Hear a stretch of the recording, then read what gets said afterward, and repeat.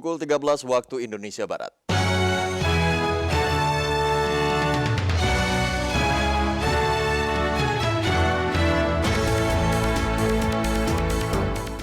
Dari Medan Merdeka Barat 45 Jakarta, Radio Republik Indonesia menyampaikan Warta Berita. Secara tidak langsung pasti juga memberikan dampak kepada daerah-daerah yang ada di sekitar, termasuk pulau-pulau lain yang ada di sekitar. Bagaimana kita mengawasi anak-anak kita biar selalu mentaati prokes kesehatan, apalagi sekarang persyaratan untuk mengusung ugo-ugo sangat berat. Bagaimana kita mengawasi mereka biar mereka tidak berkerumun terlalu ramai. Sari berita, pemindahan ibu kota negara diharapkan dapat memberi dampak positif terhadap pemerataan pembangunan. Arak-arak ogoh-ogoh di Bali akan dilaksanakan dengan protokol kesehatan yang ketat dan lebih dari 3.000 kontak yang diduga terjangkit Omikron di Wuhan, Cina telah dikarantina.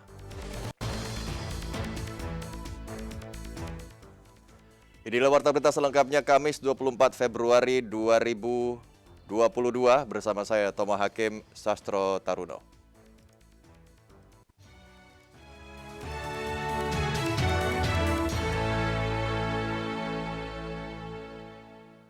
Untuk mengawali Warta Berita siang ini pendengar, akan saya hadirkan terlebih dahulu sekilas berita utama. Dinas Kependudukan dan Catatan Sipil Kota Surabaya, Jawa Timur siap menerapkan penggunaan KTP elektronik secara digital yang diberlakukan secara bertahap mulai tahun ini. Kementerian Pekerjaan Umum dan Perumahan Rakyat bersama Badan Usaha Jalan Tol atau BUJT tahun ini akan memulai pembangunan Jalan Tol Gede Bage Tasikmalaya Cilacap atau GTACI. Komisi 1 DPR RI meminta masukan masyarakat terkait 21 nama calon anggota Komisi Informasi Pusat periode jabatan 2001-2025.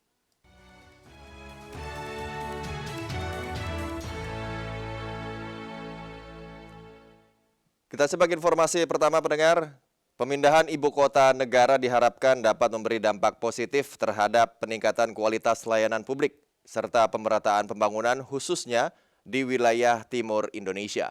Berikut informasinya akan disampaikan oleh Arul Firmansyah, reporter RRI Jayapura. Pemindahan ibu kota negara mendapat sambutan positif dari berbagai pihak, termasuk dari Papua. Ketua Barisan Merah Putih Provinsi Papua, Yonas Nusi mengatakan pemindahan ibu kota negara dari Jakarta ke Kalimantan merupakan bagian dari peningkatan kualitas pelayanan publik, serta untuk menciptakan pemerintahan yang lebih stabil dan memperpendek rentang kendali pemerintahan dari pusat ke daerah, terutama di wilayah Indonesia Timur yang selama ini cukup tertinggal dibanding wilayah Indonesia Barat dan Tengah. Selain itu, dengan kehadiran ibu kota negara baru di Kalimantan, nantinya akan berdampak positif pada geliat pembangunan di luar Pulau Jawa, sehingga pihaknya optimis secara bertahap pembangunan bisa lebih merata. Lanjut Yonas Nusi, dari sisi peta perpolitikan juga akan semakin membuka potensi munculnya tokoh-tokoh baru yang bisa tampil sebagai pemimpin yang berasal dari luar Pulau Jawa. Ada kesan Jawa mendominasi seluruh keputusan negara untuk dia mendapatkan pembangunan jauh lebih baik daripada wilayah lain di Indonesia. Jadi itu ada kesan untuk memindahkan bahwa ternyata wilayah lain ini juga bisa jadi ibu kota negara. Orang di luar tanah Jawa bisa jadi presiden. Disinggung terkait dengan dampak pemindahan ibu kota negara terhadap pembangunan di Papua, Yonas Nusi mengaku hal tersebut tidak akan berdampak signifikan sebab pelaksanaan pembangunan di Papua mengacu pada Undang-Undang Otonomi Khusus yang selama ini sudah berjalan meskipun belum 100% mengakomodir kepentingan masyarakat di Papua.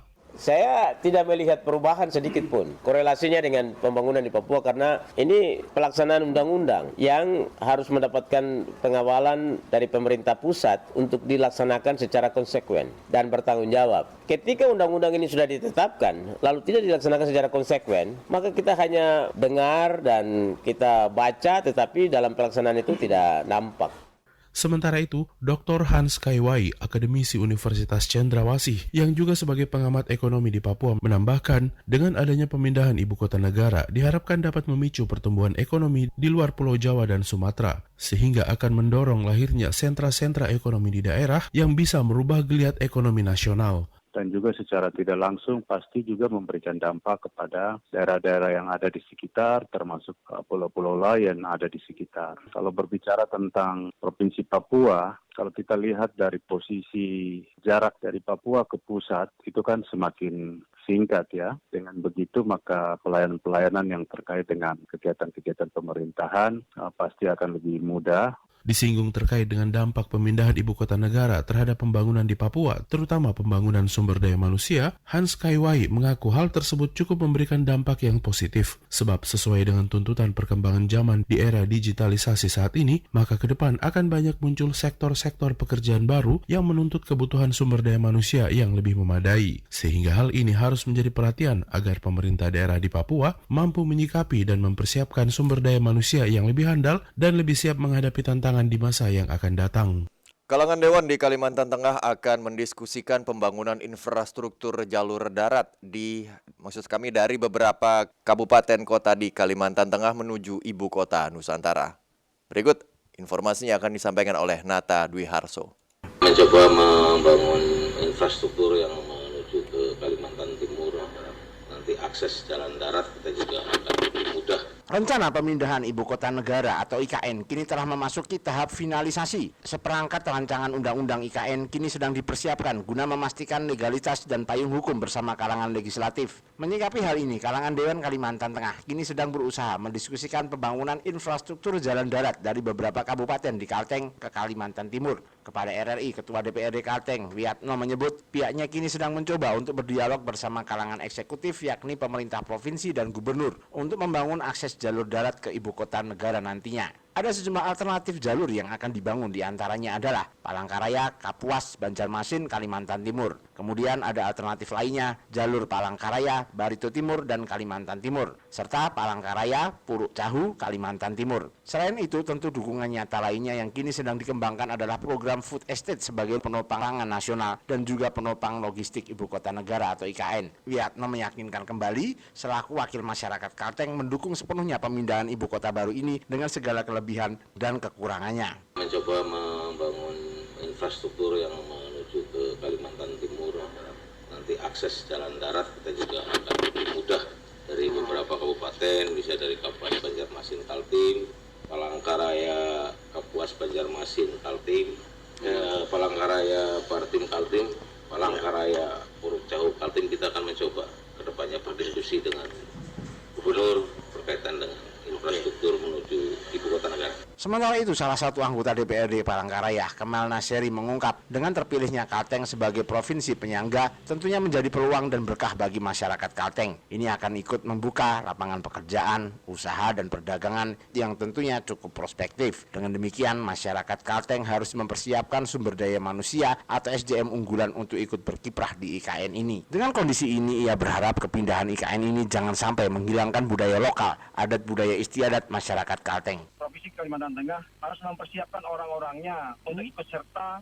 berpartisipasi untuk berkarir, bekerja di IKN itu. Karena saya dengar di Kalimantan Selatan sudah menyiapkan orang-orang terbaiknya, terbaiknya untuk ditempatkan di IKN itu. Karena kalau ada orang kita yang bertugas di IKN itu, otomatis Kalimantan Tengah akan mendapat perhatian-perhatian yang cukup besar. Dengan terpilihnya Kaltim sebagai bakal ibu kota negara di masa depan, tentu diharapkan tumbuh pemerintahan dan sistem pelayanan masyarakat yang lebih berkualitas bagi masyarakat dan negara.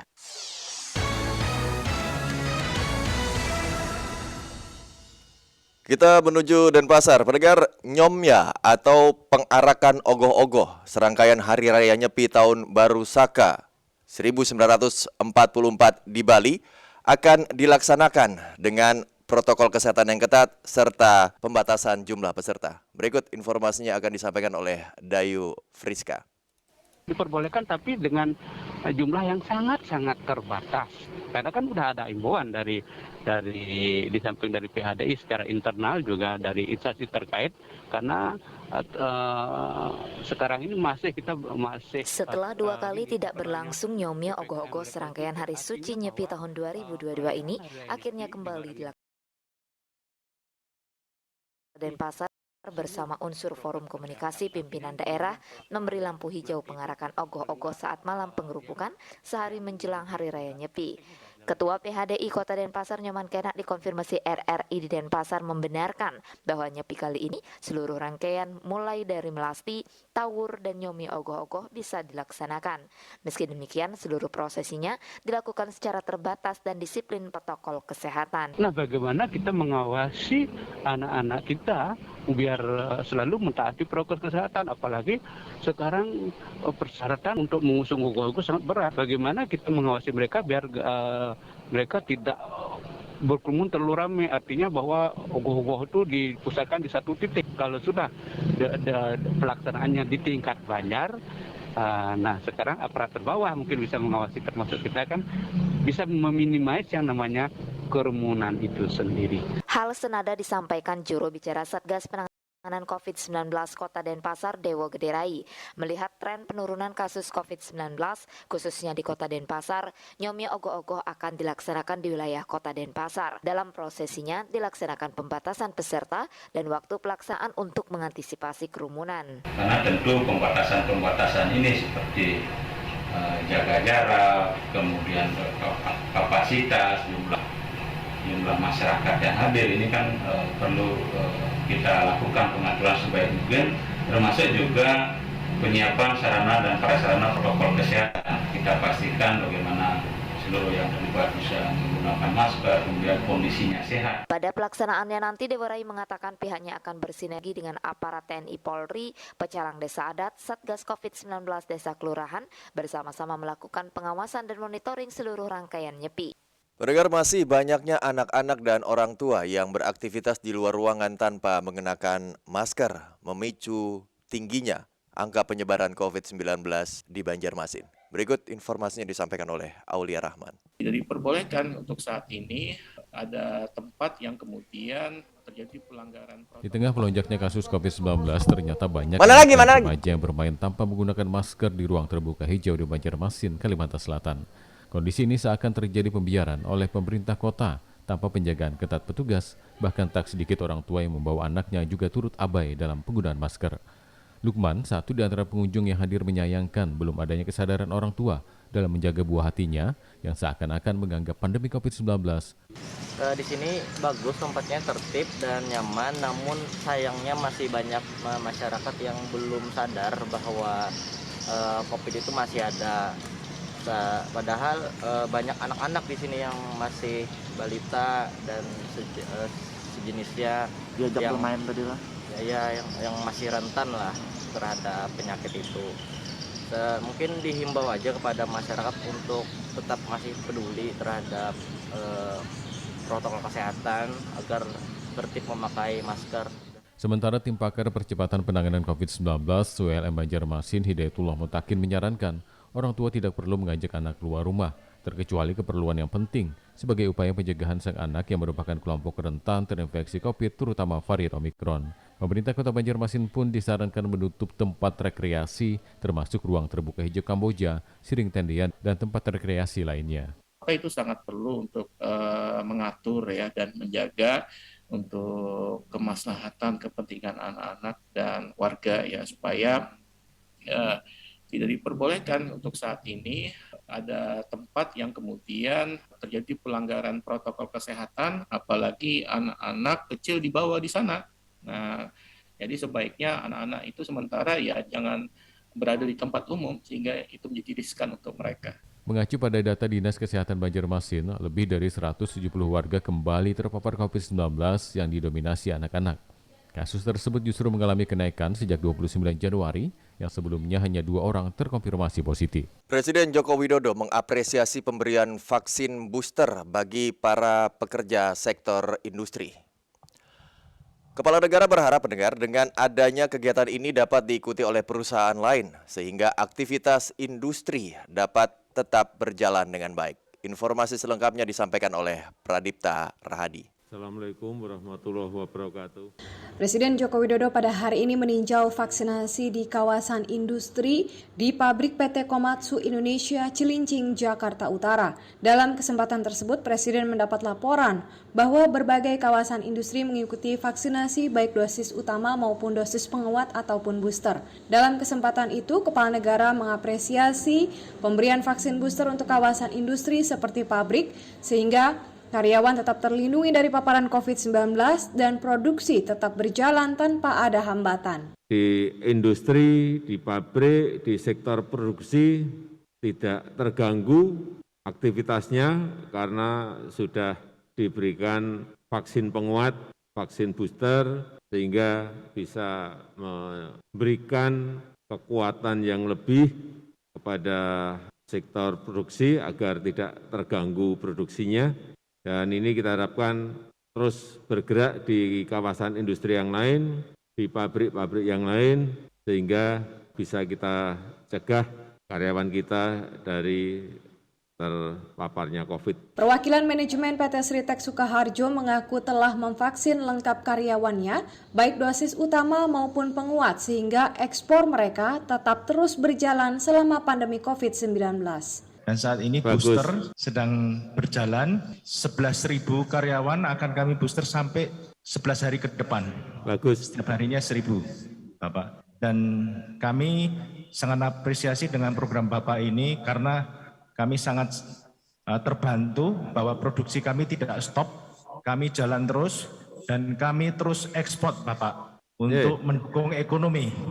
Terima kasih Bapak dari Solo Raya dan Jawa Tengah. Terima kasih. Hal yang sama juga disampaikan kawasan industri terpadu Batam. Perwakilan manajemen PT KBU di Batam menyampaikan bahwa pemberian vaksin booster semakin meyakinkan mereka untuk dapat bekerja lebih aman. Senang karena hari ini dengan adanya booster bisa memberikan keyakinan kami bahwa kami bisa bekerja dengan lebih baik lagi dan industri selama COVID juga tetap berjalan dengan sangat bagus. Gitu. Terima kasih Pak Presiden sekali lagi. Sejumlah kawasan industri yang melaporkan pelaksanaan vaksinasi booster antara lain berasal dari Batam, Bontang, Demak, Sukoharjo, Surabaya, dan lain-lain. Selain menyasar para pekerja sektor industri, vaksinasi oleh perusahaan dan kawasan industri juga ditujukan untuk warga-warga di sekitarnya, sehingga penyebar luasan COVID-19 dapat terkendali. Terima kasih Anda masih mendengarkan Warta Berita Produksi Radio Republik Indonesia. Dinas Perdagangan dan Perindustrian Provinsi Kalimantan Tengah setiap harinya turun langsung ke lapangan untuk memantau distribusi dan ketersediaan stok minyak goreng. Hal ini disebabkan oleh masih sulitnya masyarakat memperoleh minyak goreng di Palangkaraya. Berikut pendengar informasinya akan disampaikan oleh Septina Trisnawati. Kalau dari distributornya kosong, nggak bakal dapat jatah. Kalau pedagang kayak kami ini paling dapatnya beli dari pedagang juga.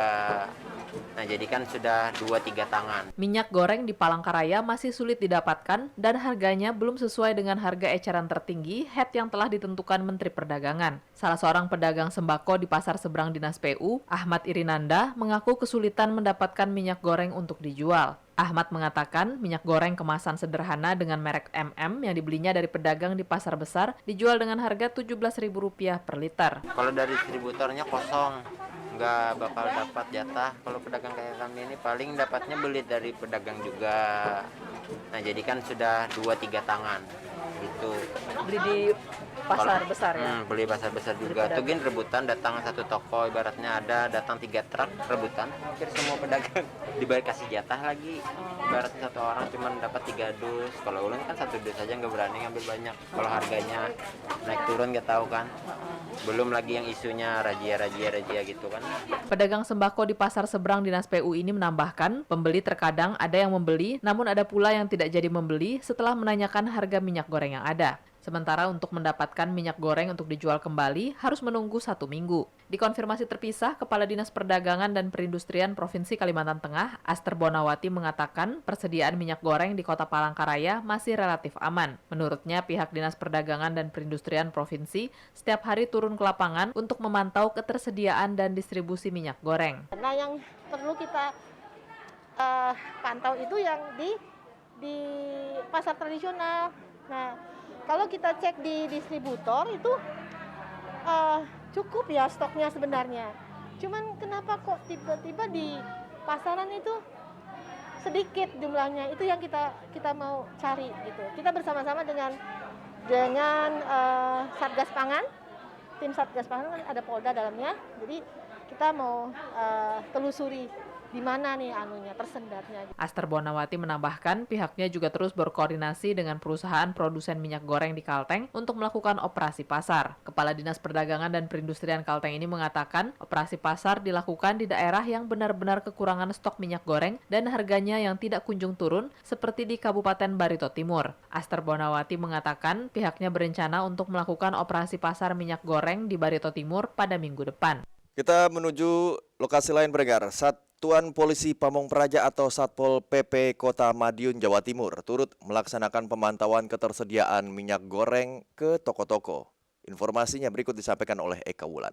Masih mahal ya saya beli, minyaknya satu hari itu saya 5 kilo. Satpol PP dan Damkar Kota Madiun melakukan pengecekan ke sejumlah toko yang menjual minyak goreng pada Rabu 23 Februari 2022. Pengecekan dilakukan menindaklanjuti arahan Wali Kota Maidi untuk memastikan ada tidaknya ketersediaan minyak goreng di pasaran. Kepala Seksi Operasi dan Pengendalian Ketentraman dan Ketertiban Masyarakat Satpol PP Kota Madiun, Suwarno, mengatakan, hasil pengecekan di lapangan diakui ketersediaan minyak goreng di toko sangat terbatas sehingga tidak bisa mencukupi kebutuhan masyarakat. Dari toko-toko kecil, toko kelontong yang kita survei di Kota Madiun ini, rata-rata mereka itu mendapatkan hanya 2 karton saja, sehingga tidak bisa mencukupi kebutuhan masyarakat. Nanti kita setiap saat, setiap waktu kita terjun ke lapangan. Yang kita terjunkan di lapangan sampai dengan saat ini ada 15 personil. Pemilik toko Rejo Belakang Pasar Besar Madiun, Yanuar, menyatakan ketersediaan minyak goreng sempat tersendat beberapa waktu, namun saat ini sudah kembali tercukupi. Dari distributor, dirinya mendapat jatah 50 karton minyak goreng kemasan 1 liter, sedangkan minyak goreng curah mendapat jatah 5 drum atau 300 liter. Lama enggak ada, Mbak. Baru kemarin dikirim ada 50 karton. Seminggu yang lalu itu kosong semua loh. Saya enggak jualan ada 2 minggu loh. Tapi ini udah mulai lancar, agak lancar. Pas saya enggak punya, ya orang pada tanya-tanya, kan enggak ada barang soalnya. Curah sekitar 16-17. Kalau curah itu kilo. Masnya kan 14.000 1 liter. Selama masih ada stok dikasih. Kalau udah habis ya udah, enggak jualan, nunggu kiriman dari sales-sales lagi. Mahalnya harga minyak dirasakan penjual gorengan di Kota Madiun. Inem salah satunya. Nenek berusia 65 tahun itu mengaku tetap membeli minyak goreng dengan harga cukup tinggi, meski pendapatan yang ia peroleh setiap harinya sangat mepet. Namun untuk menyambung hidup, warga Kelurahan Taman itu tetap berjualan sekalipun jarang menemukan minyak goreng murah yang disubsidi pemerintah. Masih mahal ya saya beli, minyaknya 1 hari itu saya 5 kilo. Tapi saya naik beli 19.000. 1 kilo itu. Saya langganan saya di rumah, kalau sini kemarin ada subsidi saya beli. Kalau kadang rugi Mbak, kadang tambel. Kalau masih ya pokok itu. Kalau habis ya ada turahan gitu. Penting bisa apa itu? Bisa nempur, bisa jajan gitu loh. Bisa beli beras gitu. Harganya satu berapa? 1.000, pantas 1.000. Kalau dinaik ini dibeli enggak mau, tambah sepi kalau dinaik nih. Sementara itu, pemerintah Kota Madiun berupaya mencukupi kebutuhan masyarakat, utamanya para pelaku usaha, yakni dengan membagikan minyak goreng gratis maupun mengadakan operasi pasar minyak goreng murah. Ini menyusul adanya 10 ton minyak goreng yang diterima Pemkot, CSR dari perusahaan yang siap digelontorkan ke masyarakat melalui operasi pasar. Kita beralih ke informasi luar negeri. Pendengar, otoritas Wuhan dalam 3 hari berturut-turut menemukan 23 kasus positif COVID-19 varian Omicron. Hingga kini setidaknya otoritas Wuhan sudah mendata 663 kontak dekat dan lebih dari 3.000 kontak sekunder yang semuanya saat ini telah dikarantina sejak Omicron ditemukan di ibu kota provinsi Hubei itu pada Senin lalu.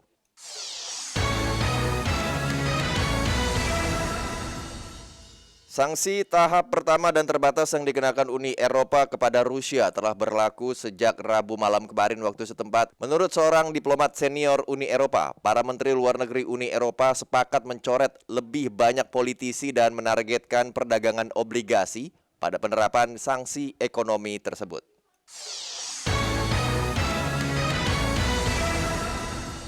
Kita kembali ke dalam negeri, pendengar. Sutradara film Satria Dewa Gatot Kaca yaitu Hanung Bramantyo menyebutkan bahwa simbol bintang pada pakaian Gatot Kaca sudah menjadi ciri khas tokoh pewayangan itu sejak lama dan bukan eksklusif menjadi milik rumah produksi Amerika Serikat Marvel. Hal ini disampaikan oleh Hanung, pendengar, ketika simbol bintang tersebut menjadi ramai di media sosial karena disebut mirip dengan logo yang dimiliki oleh Kapten Marvel.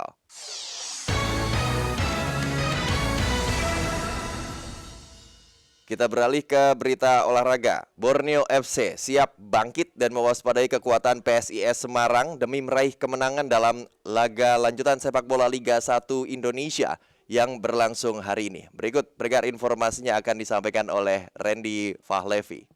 Nah, ini tentu pertandingan yang saya harapkan semua pemain pada saat kick off itu dimulai mereka harus dalam menghadapi sisa laga kompetisi Liga 1 musim 2021-2022, skuad Borneo FC akan kembali melakoni pertandingan pekan ke-27 menghadapi PSIS Semarang yang akan bergulir pada Kamis malam ini di Stadion Dipta Gianyar, Bali.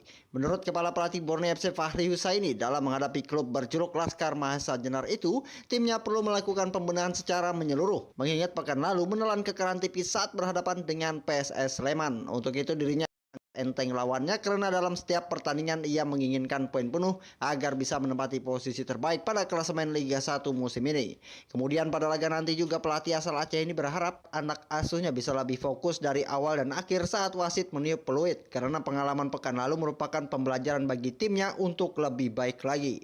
Ya, tentu pertandingan besok melawan PSIS ini sama seperti dengan laga-laga kami di laga sebelumnya. Kami menganggap semua sisa laga ini adalah laga-laga yang penting ya, karena buat kami setiap poin itu tentu akan sangat menentukan posisi akhir nanti tim Borneo FC ini di klasemen. Apalagi melawan PSIS yang selisih poin kami juga tidak begitu banyak. Nah, ini tentu pertandingan yang saya harapkan semua pemain pada saat kick off itu dimulai mereka harus betul-betul full konsentrasi, harus lebih kreatif lagi. Pengalaman berharga ketika kemarin kami dikalahkan oleh PSS Sleman ini menjadi pelajaran penting kami untuk menghadapi PSIS.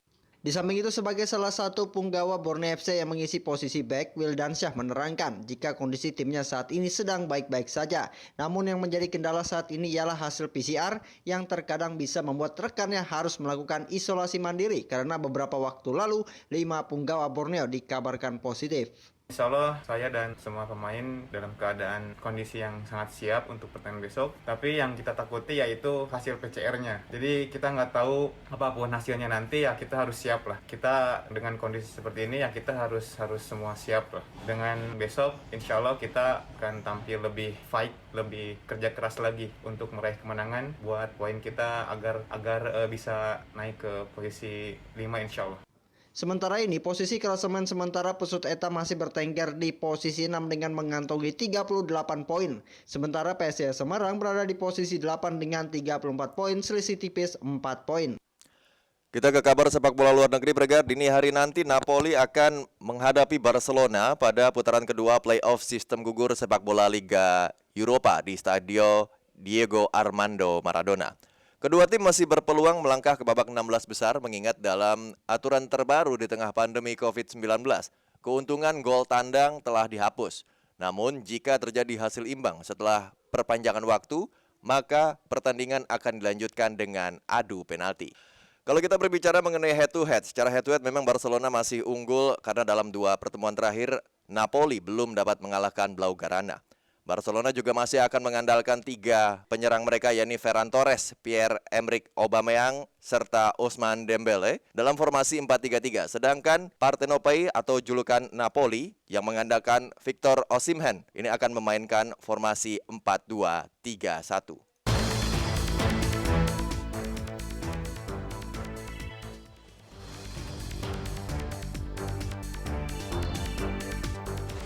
Pendengar, demikian Warta Berita Pro 3 Radio Republik Indonesia. Kami harap Anda tetap bersama kami untuk menyimak informasi aktual lain dalam program Indonesia Menyapa. Dan pendengar, dapatkan juga informasi aktual lainnya dalam portal resmi kami www.rri.co.id serta ikuti media sosial terverifikasi kami di Instagram dan juga Twitter @RRI_Programa3. Mewakili tim yang bertugas siang ini, saya Toma Hakim Sastro Taruno. Terima kasih atas perhatian Anda. Kita berjumpa di lain kesempatan dan selamat siang.